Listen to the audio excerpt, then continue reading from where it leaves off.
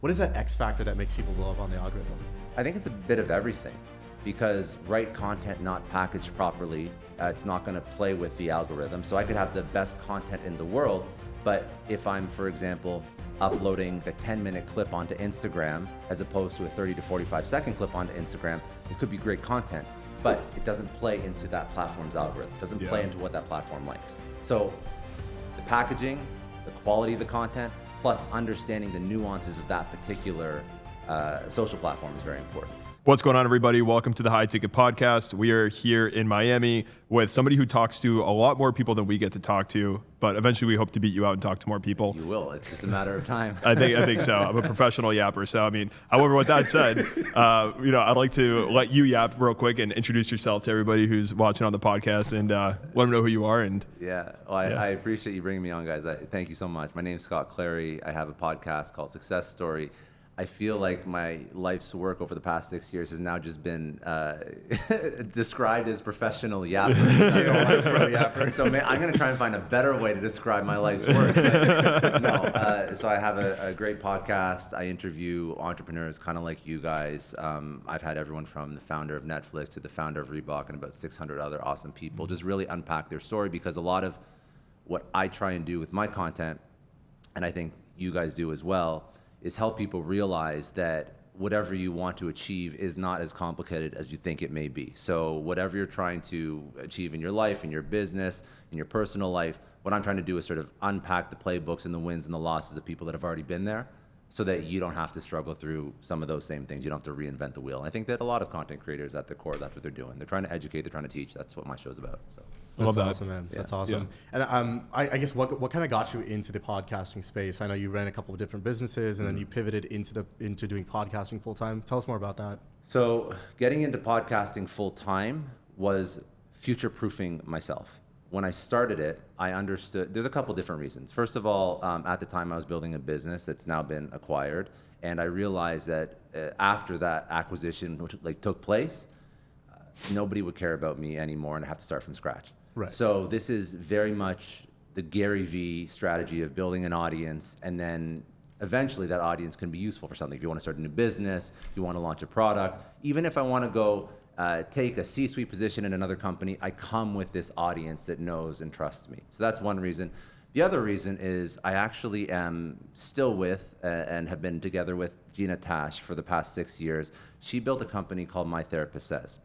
My Therapist Says, they have about 8.2 million followers on their main account, and they built a massive audience, and they built an entire business based on content.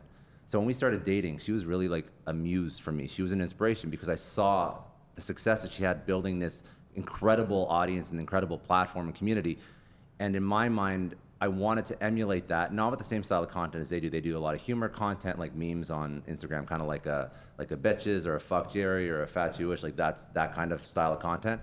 But I was like, listen, this audience loves and trusts and shows up every single day to consume, to support. How do I take what I know and love and create content around that? And in my mind, podcast was the easiest way to do that. It was sitting down, having conversation with awesome people, which is kind of why you guys started. And it also provided a lot of context, which I think is important for the type of audience that I want to attract. So I don't just want like short sound bites. I want people to actually go into the weeds and understand whatever topic we're discussing. So podcast made a lot of sense. So it was a combination of all these things at the same time that for me it made a lot of sense to start a podcast. And I also was fortunate that I was a marketer. Yeah. Throughout my entire career. So when I started, I did all the stuff myself. I knew how to do audio editing, video editing. I knew how to write copy, graphic design. I knew all the stuff, which made it easier to start because I didn't have to outsource to an agency or whatnot.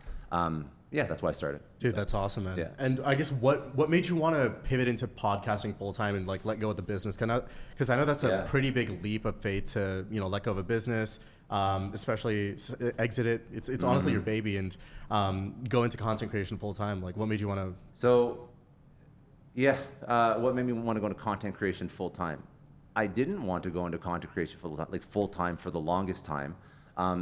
To give you some context about the business, so I didn't start the business that was acquired. I joined a company as CRO co-founder. It was eventually acquired as a software company. And so in terms of exit, it wasn't entirely my decision to exit. I had influence on that, but also there was people that had been in the business, 2 other co-founders for a long period of time. But that doesn't mean I jumped into content full-time right away. So after that company was acquired, I tried to start other things.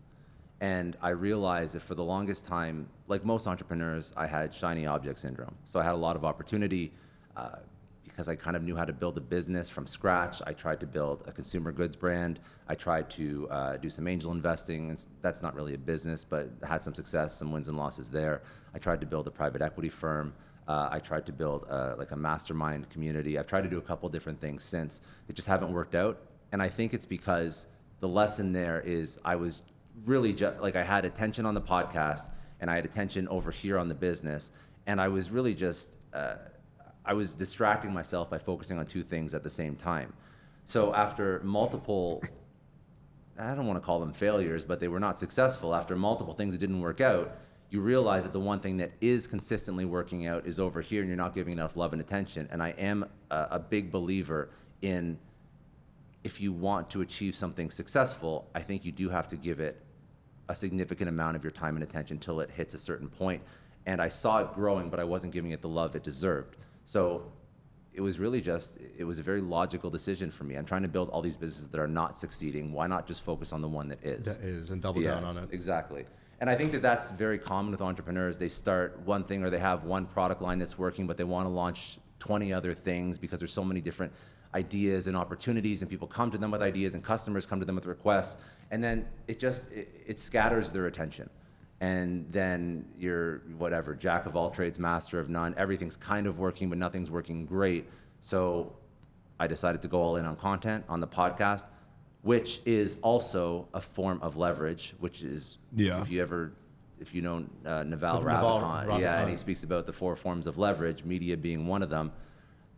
That's the reason why I got into it at the beginning, but it's almost like I didn't listen to myself. Yeah. So I got into it because I knew media was a form of leverage that could help compound future activities and initiatives and businesses and shit that I'm working on. But for 6 years, I wasn't doing that. For 6 years, I actually wasn't using it to its like maximum effectiveness, which is just stupid. Would you say what categorized your successes versus the failures, or just pursuing higher leverage opportunities, or what would you say is the defining moment that caused something, your past projects to be a failure? Interesting. I think that this is not a hard and fast rule, but the things that have not worked out have been with other people, and the things that have worked out have been me owning it completely. And where do you feel like that comes from? Do you feel like that came from like misalignment with the partners you brought on? Do you feel like it wasn't clear expectations set in the beginning? Like what caused that? Yeah. It's all of it. And I think that a lot of people they don't take partnering with somebody as seriously as they should. So what's the hardest part of building a business? It's hiring the right people. It's hiring A players. That is always going to be the hardest part. What's the hardest part of investing? It's finding the right founder, because you bet on the jockey. You can say you bet on the horse too, which is a business, but usually most investors will tell you they bet on the jockey, they bet on the founder. Yeah. People is the X factor in business, always. So why do we take partnering with individuals any less serious? And I think that when somebody comes to you with a great idea, a lot of entrepreneurs do have shiny object syndrome, and they pursue it and they don't vet the partner, or they don't do the due diligence on the person as well as they should. Not to say the person is doing anything unethical, but do you work the same way? Do you have complementary skill sets? Like, what do you bring to the table? What do they bring to the table? And if you don't define that early on, you're basically entering the most important relationship in your business without the same due diligence and vetting that you give a hire, which is just a recipe for success. So I think that because I had built a little bit of an audience, I attract a lot of opportunity. And I was not vetting the opportunity as well as I should have and giving it the respect that it deserves. And it just meant that the partners were not the right fit for what we were trying to build. They didn't have the skill set that they needed to have compared to my skill set or whatever. So I think that the thing that's worked out has been the thing that I've been focused on and I own completely, which is the podcast and sort of like my personal brand, obviously. Right. And partnerships do work, but I don't think I put enough attention into figuring out if these people were the right people to work with. Well, makes total sense. Yeah, because Bhargav and I've been partner now for over a year at this point, And I mean, I tell people all the time, like, how did you actually get your partnership to work out? But I was like, we literally, so I'm now engaged, and I'm like, thank you, Sarah. I had to flex that real quick. Christine, I love you, Christine. I know you're going to see this. But yeah, so I mean, even when we even when we started our initial conversation around partnering, I literally treated it the same way I treated like my initial relationship, like with my significant other. And through that process, like me and Bhargav, we did like a temporary trial run with a partnership too. We did a temporary contract. We spent like 2 weeks before we decided to even like do the temporary contract, going over everything from like, what is the long-term vision of why you're trying to build this? Let's say this type of situation happens. We even had the conversation of like, let's say we both can't decide on something as 50-50 partners. Should we have like a third decision-making party come in and give them like even decision-making equity rights? Not actual equity in the business, but decision-making rights inside the business to break any tiebreakers. I wouldn't even mind if they had equity. So to your point, a couple of things. Yes, trial periods are, and this is me learning. Like I'm still learning in real time what makes a good partnership, because I haven't found one. I've had successful partnerships in the past, but we're talking about like more recent things haven't worked out for whatever reason. And there's other reasons why businesses haven't worked out as well. There's product market fit. There's a couple different things I've tried. Fundamentals. So if you're listening to this and we work together, it's not just, not just you. There's a lot of other reasons, but I think that was a thing that I did not put enough energy towards figuring out properly. But to your point, I don't think you should ever have a 50-50 partnership. I think you should have 49-49 and then or 49-51, or figure out somebody that can make the hard decisions. And if you don't want to have one of the two main operators in the business be one of that majority equity owner, then I'd recommend you give an advisor a couple percentage points, vested over a period of time with like a cliff period, so you still make sure they don't run off with your equity. But at the same time, you need somebody to help you make those very difficult decisions. Trial period's awesome as well. Yeah, we have an interesting way where we structure that, because we are 50-50 equity partners, but if giving advisory shares to let's just say one advisor that consults with the company, their circle of competence and their zone of genius is in one domain of expertise. So they might be more acquisition heavy. So they view the world through a lens of marketing and sales, and another advisor might be more CPA or accounting heavy, right? So they view the world through their type of lens. So instead, what we've come across is more of a solution where we go find and agree on a subject matter expert and give them that decision-making, that third kind of like tiebreaker decision-making powers, because they're the ones with the expertise. Why would an accountant make a decision on a marketing tiebreaker, right? That's a very smart idea. So that's how we've structured it, and it's worked super, super well for us. And we've honestly never needed to use it because we come to pretty much an aligned agreement. Yeah. But you should have that structure in place for when there's real money on the table. Oh yeah. It's easy to make small decisions when it's like a couple $100,000 or like $1 million at stake. Not that it's small money for some people, but in terms of business, that's relatively small. When you have a company that's doing $50 million, $100 million, and you haven't diluted yourself because for some reason you're incredible entrepreneurs and you bootstrapped, you haven't taken on outside money, and now a private equity firm is approaching you with a multiple to actually acquire, and one person wants to stay in and one person wants to get out, all of a sudden it's not so fun when you're 50-50, right? So I think that at the beginning it's great, but I think it's also important to structure partnerships with the long term in mind. Of course, yeah. And that's where the alignment of the long-term vision comes into play, because if there's some businesses that have low enterprise value that are just like the intention was never to sell in the first place. It's just more of a cash flow play, but there's also the EV plays where you're looking to sell for 3, 5, 10x multiple. So it honestly comes down to defining that long-term vision before you get into. But you have to align with your partner. Exactly. Not just with a partner, all the partners. Yes, that's very true. Yeah, that are involved with. If you take money, you better have that long-term vision. Because investors aren't putting money. Just let it sit in a business for forever. Right? Exactly. Well, I think part of it too is a lot of times, like when people go into business, they may be aligned to the long-term vision at the time, but it's like the same thing with anything. Like your goals from when you were 7 have probably changed from now. I mean, your goals 5 years ago are probably way different than they are now. Yeah. Right. So I think a big thing is also having that pulse check. And I mean, that's why we do quarterly meetings as well too, every single quarter, because, for us, that's actually a time for us to do a quick pulse check and be like, hey, here's the alignment of the business. Here's what we're looking to go into this next quarter, but also here's what it's all aligning towards as a big picture. So even our business right now, we've talked about like, would we want to exit it? Would we want to do X, Y, Z? The only time we'd ever exit the business is if like we get to a point where like, okay, that substantial cash influx would actually fund something else that we're working on that we want that capital for. Or if not, then we're both aligned to just use this as a cash vehicle to still then take the recurring cash from this and invest it into something else that we want to work on. So we both have our own, and there's things that like Bhargav wants to get into real estate. I want to get into SaaS at that next stage. So for us, it's we already are in alignment with what each other want long term and making sure that the business stays in that trajectory. And if anything changes, that's why we always try to get a quick pulse going. Yeah. Because even at that point, it's like, at any point you can, if you feel like the next stage is no longer in alignment, you could always sever a partnership at that point. You could always, restructure the agreement at that point before you get to that next stage. I think a lot of people wait to have the conversation until they hit the next stage. And then they're like, oh, now we're here. Is this really what we want to do?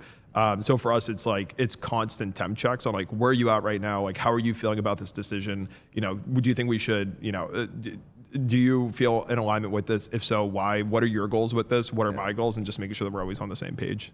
I think that's important because I think that's why Radical Candor is so important. Yeah.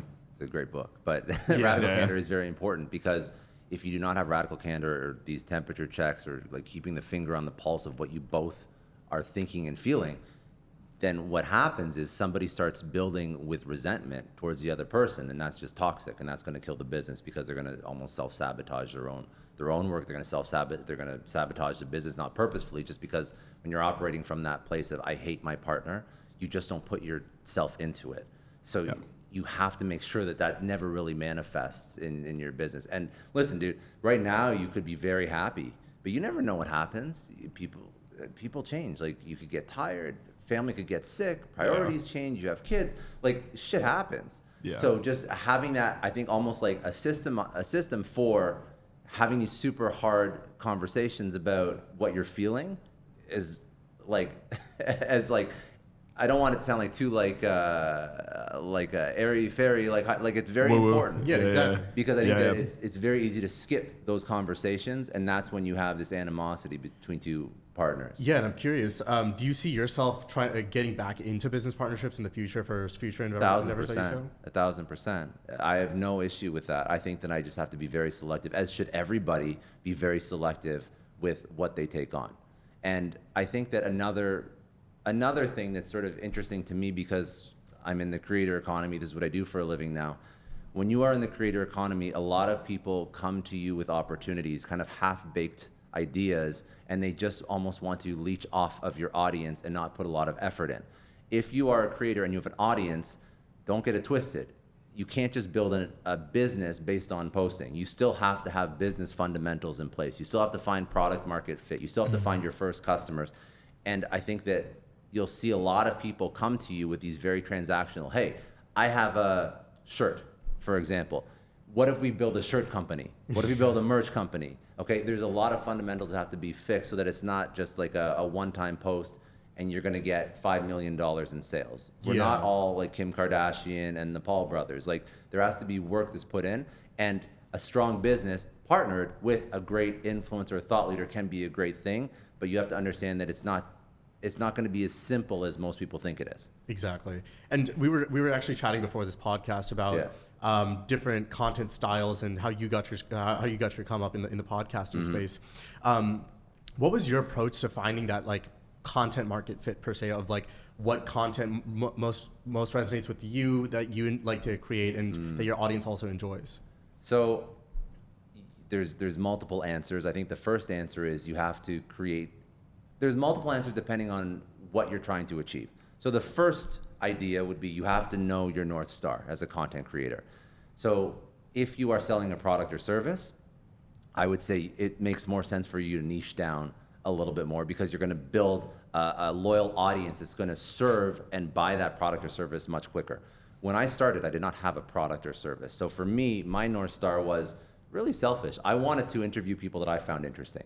And I wanted to interview people that would add value to my life, because I knew there was other people that were entrepreneurial, but they also cared about health, wellness, relationship, mindset, even spirituality to a degree. And my podcast emulated more of a Tim Ferriss or a Tom Bilyeu or a Lewis Howes than somebody who's like, or even like a Diary of a CEO, where the types of conversations that we have are a little bit more broad, but they're all leading back to information for a high-performing individual, something that person would find interesting, versus a creator that does have a product or service, kind of like you guys, where you should be talking mostly about sales and marketing, and you should structure the conversations that way. It doesn't serve you. I just had Dave Asprey on. Dave Asprey speaks about biohacking. He's like the godfather of biohacking, whatever, right? Yeah. That doesn't serve your audience. That's not going to attract the kind of listener that's going to convert into an actual customer. Fun conversation, but that fits my North Star, doesn't fit your North Star, right? Yeah. I think defining that first is important. Outside of that, I think that in terms of podcast content, prep is important. Speaking about topics that haven't been regurgitated 1,000 times is very important. Doing actual research, asking what the guest cares about, because if you tap into what's top of mind for the guest, you can literally ask them a question at the beginning of the show and just let them go.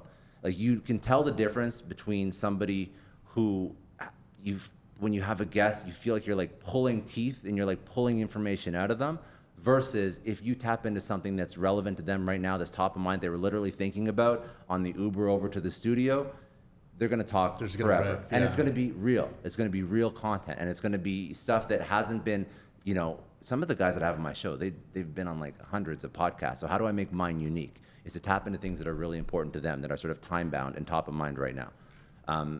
I think those ideas alone will get you better content and a better podcast than 99% of the stuff I see out there. Yeah, and speaking of packaging and distribution for your podcast, you mentioned that you mimic a similar style to the Diary of a CEO, where you split test different thumbnails. So yes, but.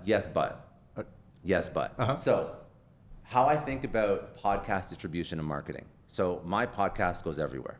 So when I record a podcast, it's audio, video. That means you upload it to Megaphone, Libsyn, anywhere you want to upload your podcast to. Then it goes up on YouTube as well. That gets turned into a newsletter. So that goes out to my newsletter audience. That also gets turned into tweets. It gets turned into little square graphics with these like one-liner quotes. It gets turned into short form video. It gets turned into 10-minute clips that are not short form, not full length, but more optimized for YouTube. So the podcast is literally distributed everywhere. Now, you said one thing about Diary of a CEO. So one idea that I love is reverse engineering success. That's an idea, that really permeates every single thing that I do. So what does that mean? So for every single piece of content I put out across every single channel, I will find the person that is killing it at that channel and look how they structure their content and they format their content, and that's how I reverse engineer that specific channel. So for Diary of a CEO, what Diary of a CEO does, and you know this as well, they test a whole bunch of thumbnails on Facebook before they choose one. So they're going to run Facebook ads, and you can actually go to Facebook ad library. Can't remember the URL, but you can look up any company's Facebook ads. So you can actually go to Diary of a CEO's Facebook page and see all the different ad sets that they're running against all the different thumbnails. So that strategy is a useful strategy for me for my thumbnails. But that's not my newsletter strategy. I'm not going to look at Stephen Bartlett for newsletter, and I'm not going to look at Stephen Bartlett for my Twitter strategy. So I have people in every single category of content that I look at and I study.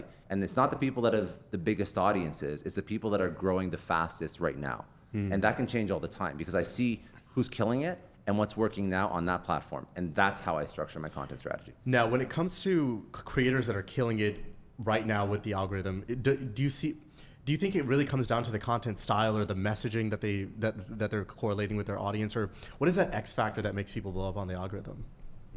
I think it's content, and I think it's a bit of everything, because right content not packaged properly, it's not going to play with the algorithm. So I could have the best content in the world, but if I'm, for example, uploading 10-minute, I don't even think you can, but maybe you can upload like a 10-minute clip onto Instagram as opposed to a 30 to 45-second clip onto Instagram. It could be great content, but it doesn't play into that platform's algorithm. It doesn't play into what that platform likes. So the packaging, the quality of the content, plus understanding the nuances of that particular social platform is very important. And I think all of it together is what creates sort of like outlier success. I see. So have you leveraged your podcast in any way in the high ticket space? Like, have you, because I remember you said that you were starting like the sales community. Did you have the podcast by that time when you were going to launch a sales community? Yeah, but I never used it for it. Okay. So I've used it for, I think you just fall on like old habits. So whenever I've built businesses, I focused on mostly outbound. Yeah. I find that And by the way, Outbound through where? Outbound through LinkedIn DMs, outbound through email. Like DM, Yeah, cold email. exactly. Cold email, Instagram DMs, Yeah. Twitter DMs, like just outbound, like pure outbound. The only reason why is because the businesses that I have built have not lasted. So I haven't really focused on a strong content marketing inbound strategy for the businesses. Gotcha. I find that to get a business off the ground, it's quicker with pure outbound. True. If the business is working and the outbound, because what outbound does is it lets you have conversations with people immediately. And when you have those conversations, then you can get, you're first of all, you're going to get like first party data from the actual customers. You're going to understand what messages, what talking points actually hit home with them. And then you can use that and turn it into your inbound strategy. So if I wanted to run a podcast ad for a sales community, I would take the conversations that actually closed people from my outbound efforts, and then I would take the whatever message or script that I used, and then I would turn that into an ad, because I know that that messaging actually works. I find that inbound without any sort of actual customer touch points where you're actually speaking to somebody, I find it never really hits. Because you're guessing on the messaging. You're guessing. You're just guessing. You have a smart thesis, but it's just a You have guess. to test 100 different variations of messaging, see what sticks. It's kind of the spaghetti on the wall method. Exactly, 100% it is. So that's why I find it so much better to go outbound. If you have a compelling offer, if you send emails, people will respond, they'll jump on calls, you'll get immediate feedback, like instantaneously. In the first week, I could have 20 people that would jump on a call and tell me they like what I'm offering and like what I'm selling or not. It's very easy when you know how to run outbound, and there's some automation tools that sort of help scale you as well. But yes, outbound first, followed by inbound, plus once I have my messaging sort of locked in. We even have a core thesis at our company that states validate with outbound, and then validate with like outbound and organic, and then scale with paid. Because paid ads is just lighting, kind of adding gasoline onto an existing fire. Because validating an offer through paid traffic is very, very expensive. It can be done, but it's very time intensive. It's very capital.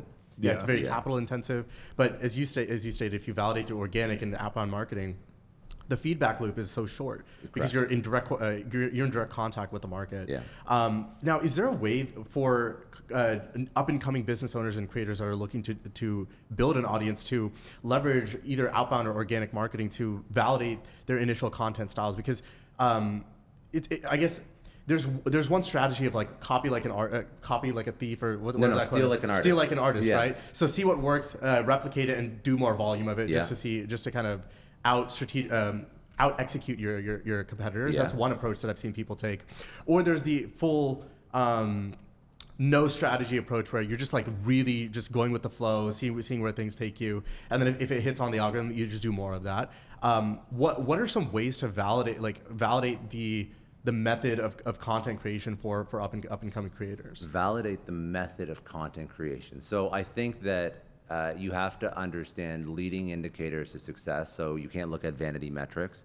So understand, okay, if I put out content and it gets so many likes and comments and shares, does that actually lead back to leads? And have some sort of CTA mechanism. Doesn't matter. It could be newsletter, it could be podcast, it could be Instagram, Twitter, Facebook, LinkedIn, doesn't matter. Like have some sort of CTA that leads back to a metric or a KPI that actually matters to your business. So that can just indicate whether or not you're wasting your time. If you're putting out content and it's getting lots of shares and it's brand building, great. But does it actually result in qualified leads coming into the sales? What would you consider vanity metrics for a podcast? Well, I consider vanity anything that doesn't help your business's bottom line. Yeah. So it's all subjective. So vanity, you can say that podcasts, the metric would be listens, downloads, and then if you go onto YouTube, it could be like listener retention. Okay. But I would say that is still like a leading indicator, because it's not indicating whether or not my podcast has this great affinity with the audience and they're just listening to the podcast and then they're clicking a link in the show notes and then leaving their email and then I can follow up with them. So you have to understand your funnel. But once you understand your funnel, you'll know what a vanity metric is, because you can see it going up and down, but it's really not impacting your bottom line. That's a vanity metric. If you have Instagram and people say, well, likes and comments are vanity metric. Well, they're not.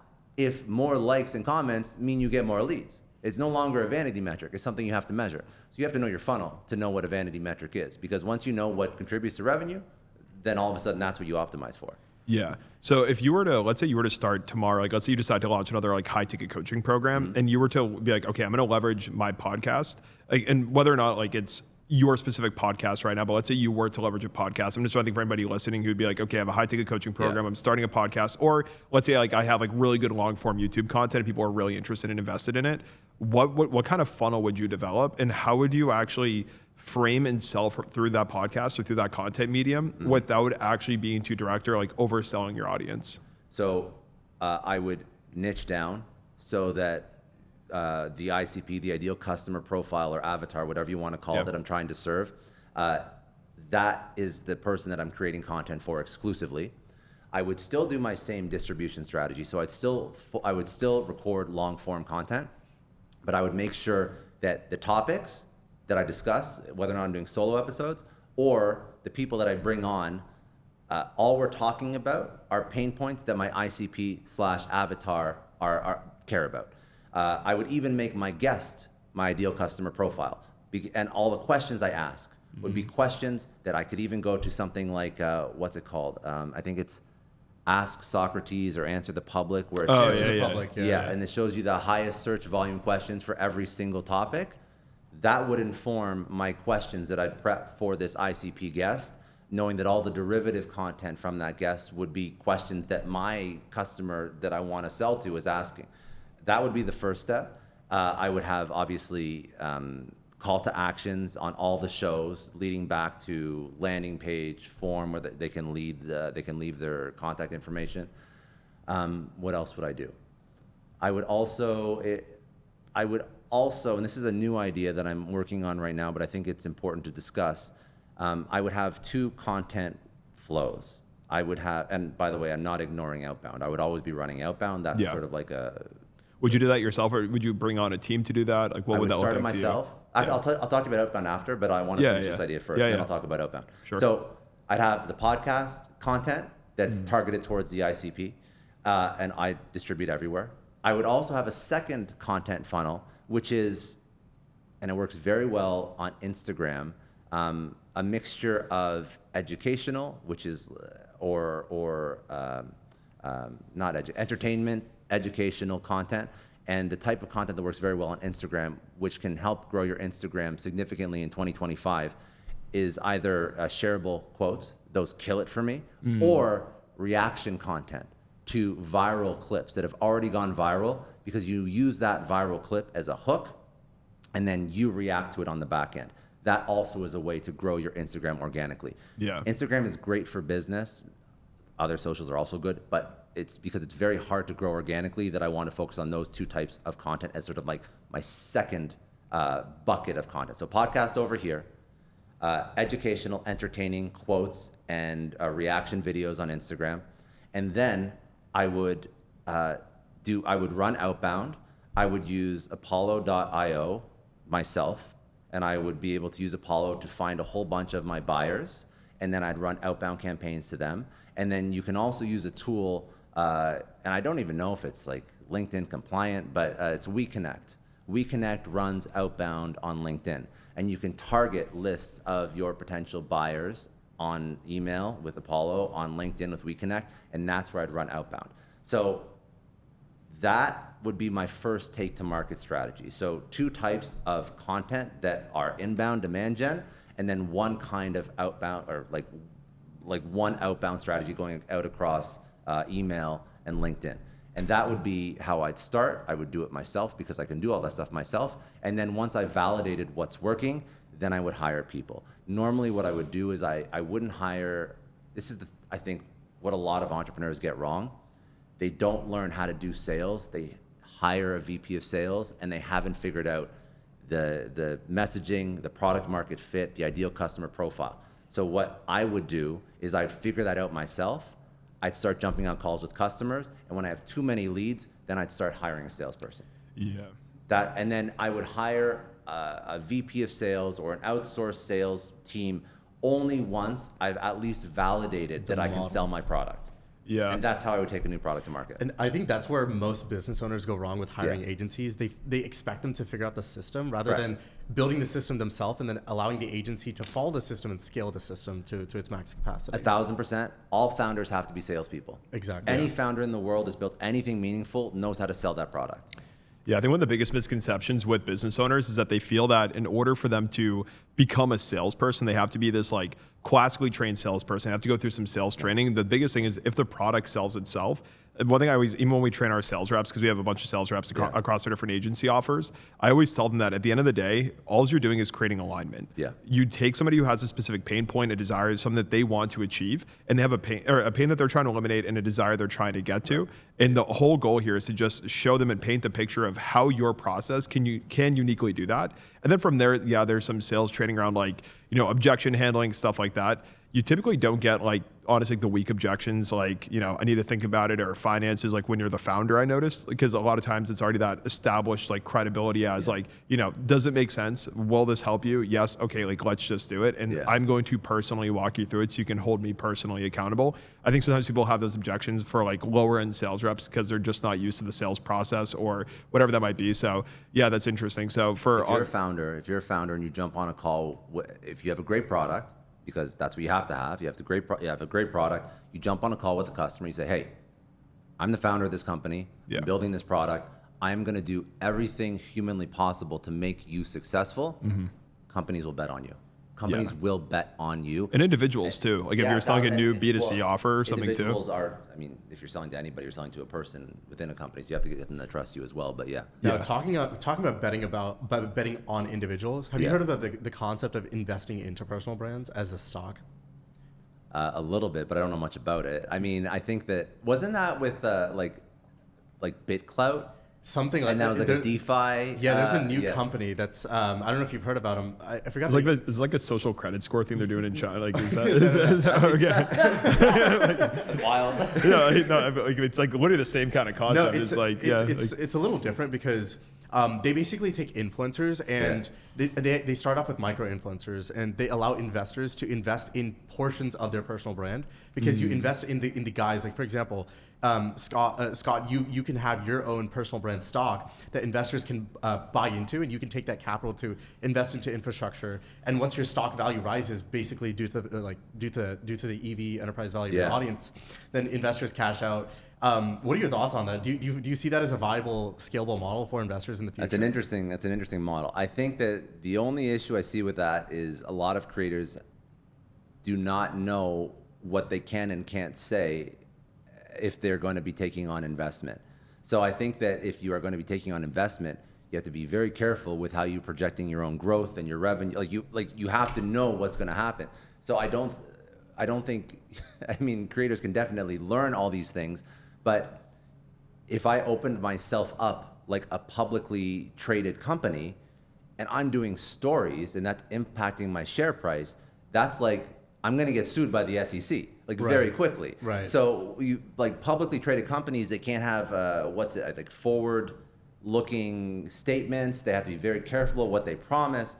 I don't think many influencers are very careful of what they promise because ironically, what makes an influencer influential is having an opinion, is having like this spicy point of view or personality that makes them not vanilla, right? So if you go to the average influencer that just riffs on live or something like that, if they were CEOs of publicly traded companies, they would be sued by the SEC. Oh yeah. Elon Musk got high as shit on Joe Rogan and was sued by the SEC. He won, but the point is, he also has a lot of lawyers behind him. The average influencer, I don't think understands what it means to be publicly traded. So is it viable? Everything's viable, but is this more like a publicly traded thing, or is this more of like a meme coin kind of thing? No, it's not even a meme coin. It's invested traded on the public market versus if it's a private offering. Yeah, that's what I was saying. It's more of a private offering. For influencers wanting to, but then the investor has no liquidity. True. Unless the influencer chooses to sell back. I guess at that point it's just like maybe like a rev share kind of thing where it's like, hey, here's like the initial startup cost of whatever equipment you might need in return. But even then, it's just like, I don't know. But I'm pretty sure this is not new. So I'm pretty sure like with WWE, they take percentages of people's names, images, likenesses. This happens. Does this not happen with like college athletes as well, where they take like a rev share on an NCAA? NIL? Yeah. Or they like just recently now they're allowed to do that. That's like a very recent thing. Yeah. As long as it's structured properly, as long as people know what they're getting themselves into. I'm less of a fan of that and more of a fan of influencers taking equity positions in startups. Ooh. That's what I'm a big fan of. Tell me more about that. What do you think the future of influencer marketing is going to go towards? Instead of taking monetization for a paid shout out, do you see influencers just starting to take more equity in businesses? 1,000%. Because listen, I'm a business person first and a creator second. A lot of influencers are creatives first, business people second. And I think that what happens is an influencer builds a great audience because of their personality and their content. And then they think because of that audience, kind of what I was describing before, they think that they're going to be able to build a great business on the back of that audience, and a lot of times it fails. So I think influencers should stick to influencing and creating, and then find a good founder that's good at building a business and can focus 100% of the attention on building that business, and then you're a partner. And I think that is the future of how influencers should really monetize. Of course, you can still do ad deals, but we're talking about huge wins. We're talking about Joe Rogan with On It, and we're talking about other ways that you can make not just like a one-off $500, $10,000, even $100,000, which is great, but it's not significant. It's not as much as if you built a business. So, even Mr. Beast with Feastables, like he if a brand were to pay him for ad space, he's literally underselling himself. 1,000%. There's no company that has the amount of budget to pay Mr. Beast what his market value is. So he should take equity. You take equity in a company, and then he should focus on creating content. Obviously, he has a massive team. Mr. Beast is an outlier, but the average influencer should focus on creating content. Find a great entrepreneur that can run the business, be the operator in the business, and you're the take to market strategy. You're the voice that's going to bring this product or idea out to the masses, but you don't have to worry about hiring, firing, systems, processes, HR, finance, P&L, taxes. Just create content. And I think that's a beautiful partnership. I think that's where influencer marketing is going to be going, because I think brands also want aligned incentives. So you'll hear this a lot. Brands pay a lot of money, they don't get a return. Incentives aren't aligned, right? If you're just paying somebody 50 grand, they kind of want it to be successful, but not as much as if they have equity in the company. And a lot of creators are just they don't have the business sense to understand what customer LTV is, like understanding. No, they definitely, having a brand come back to you, paying you over and over again. Yeah, like a lot of influencers are more short term minded, so they're like, oh, I'll take the $50K check. Very transactional, which is silly, but that's why I think that this sort of benefits both parties. But most creatives, I feel like when they get into it, they don't even understand that most creatives, when they get into like creating content, they don't look at it as building a business. They look at it as, can I do something that I like and get paid to do it? Yeah. They don't look at it as like, oh, is there an exit strategy? Is there a way I can partner with very specific companies in a specific industry, right? Like, so I think what a lot of it actually comes down to is just a lack of business knowledge and a lack of marketing and like sales knowledge, as we were talking about earlier. So out of curiosity, when it comes to like You're gonna get ripped on by a whole bunch of actually, I landed I got a free hoodie from this company last weekend, Noah. Go F yourself. I'm going to get ripped on. Sorry, influencers, go focus on making money, I guess. I don't know. The point is you're not wrong, but the best ones will figure this out. They will. And I think that what I'm trying to do by sort of putting this idea out there is to stop them from stumbling from building a business that they really don't understand the amount of energy and time and effort it's going to take. Yeah. And do this instead. Do this partnership instead. Take equity positions instead, as opposed to learning how to be an entrepreneur, which is, candidly, for most people, like a fucking nightmare, right? Yeah. It's a lot of work. So don't bother and stumble and lose a lot of money. Just find somebody who's already building. So do you feel, because what you just described is like the content creator and operator situation. So in the high ticket space, right? Like, I mean, you've launched high ticket communities or have been in the process of it, so you understand how this whole thing works.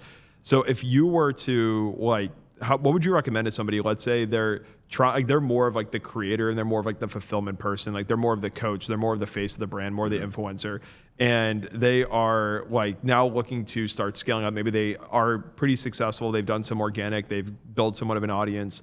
And now they need to, now they want to start scaling. Would you recommend at that point they then go hire an operator, then they just double down on content and I guess part of it also being fulfillment? Like what would you recommend at that stage? Like when would you recommend using, and you should be using media at every stage, but when would you recommend that the operator business turns owner, into the talent? I don't think the operator would turn to the talent. It's probably more of like the coach themselves. That's what I mean. Sorry, the founder would turn to the talent. Like at what stage do you feel like it's like, okay, now it's time for you to just go all in and become the talent and let the operator run the day to day? I think that first you have to understand if you being the talent is actually beneficial to the business. So is it actually driving sales, and is it a worthwhile investment of your time? If yes, then you have to find a good operator. You have to put in systems and processes so that you can step away from the business, for example, for 3 months, and it can still operate without you, understanding that, yeah, I get if you show up on camera, you're going to drive leads. But outside of that, does everything else function without you? Have you been able to completely remove yourself from the majority of the work by hiring in good people, putting in good team, good systems? When you can do that and the personal brand is justified, meaning that if you post, you see X percentage of leads or X percentage of revenue, then yes, I think that you should step away from the business and do PR, go speak, go on podcasts, jump on live every day, whatever it is. But don't do it too early. So make sure that you have business fundamentals in place so that you aren't stepping away from your job that you've accidentally built. You're actually stepping away from a business. Yeah. So if you were to, I guess, like, so for you, and you mentioned like, hey, if you make a post and you see X amount of revenue comes in, like, how that would have be a you signal that I would go hire somebody to run my business? Okay. Yeah. So, but even with that being said, like, how do you even track that type of attribution? Because like pretty much most of what you do is just organic, right? Maybe you do some paid traffic to boost some engagement or whatever, but like, or maybe if you're launching a new offer, once you have it validated, you'll run paid. But like, how do you actually attribute sales and revenue in the beginning, especially with all organic? So I would definitely have like CTAs everywhere. Yeah. And even on, I mean, I don't think there's a channel where I can't track. So for example, I see which each channel contributes to my newsletter. I see where, and I'm not collecting leads right now, but if I was, I would say that most people are being sent to my podcast or my newsletter. And even my podcast, I send them back to my newsletter so I can collect an email address. But I can see where every single email address sign up on my newsletter comes from. And if I'm using a more opaque channel like Instagram, I would use some sort of auto DM reply feature where I'm saying, hey, if this idea resonates with you, comment sales, and I'm going to DM you a link to my newsletter where I talk about X, Y, and Z. I don't think attribution is actually that hard once you set up. So podcast, show notes, link in the show notes. Newsletter, you'll know exactly where your leads are coming from. And if you have some sort of lead capture in like a weekly newsletter, you'll see that they're coming from your newsletter. Social, LinkedIn, you can put link in first comment because it hurts, it usually hurts your reach if you put it in the actual post. Twitter, I comment on my tweet a link that they can actually click through. Facebook, I put the link directly in the actual post. YouTube, put it in the show note. And with Instagram, I use ManyChat. So if somebody replies back with a certain word, then I auto DM them a link where they can click through, and I can attribute that. So I can attribute everything to my social activity. There's not too much that I can't actually. Yeah. But have those systems in place, and then you'll see whatever funnel you have set up, you'll see where your people are coming from. And not only will that tell you if it's worth building a personal brand, it'll also tell you which channels to focus on the most. Love it. Yeah. Well, I mean, I feel like we could keep going for another few hours. We're about to do a part 2 of this thing. Scott, yeah, really appreciate you being on today, man. Appreciate it, Scott. Yeah, and appreciate you dealing with us at our 5 a.m. flying to Miami brains this morning. I hope we presented ourselves well on here. This was amazing. I appreciate you having me on. And it doesn't show that you caught the worst flight in the world. Yeah, we literally left for the. For anyone who doesn't know, we left for the airport at 3 a.m. today, and yeah. Lesson learned, but really do appreciate you, Scott, man. Thanks so much for being on here. And but before we wrap up here, what would you, any feedback for us starting up this podcast and for anybody else who's considering starting a podcast? Sure. So with any content, not just podcasts, this is the tough idea that you have to sort of wrap your head around. You're going to start and it's going to suck, but that's a mandatory prerequisite and you have to go through reps. There's no way to get good without going through reps. So the feedback is do more and you will naturally become better. I think this is an Alex Hormozy quote, like do something for an unreasonable amount of time and you'll find yourself eventually becoming successful at it. It'll take longer than you want, but eventually you'll find your way there. So I think that if you just do more reps, I mean, outside of tactical stuff like, okay, this is how you like hook a short form video that you posted on Instagram, that stuff, you reverse engineer success, you study people that are killing it. Literally what I do. And outside of that, it's just doing it enough. Your conversations will get better, your questions will get better. All of it just gets better with the reps. So awesome, man. Awesome. Yeah. Appreciate you. My pleasure. Awesome, dude. man. All right. Appreciate it, man. Thank you.